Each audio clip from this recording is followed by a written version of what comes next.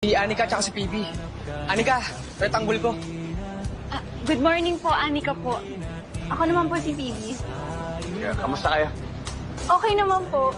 Santino, ang cute pala ng kuya mo. Ba't ngayon mo nang pinakilala? Alam niyo po, lagi po kayong kinukwento sa amin ni Santino.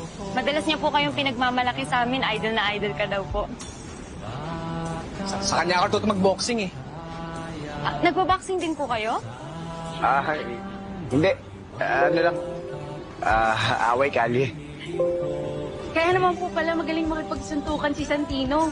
Alam niyo po ba, niligtas niyo po kami sa Snatcher dati. Tsaka ang galing niya po mag-coach. Lagi niyang tinuturuan si Anika. Tumalik ka na nga, Phoebe. Baka ano pa masabi mo. Kuya Tanggol, may lalagay lang po kami sa locker. Tara na. Sige po. Maganda sa Anika. Baka ako mabait pa.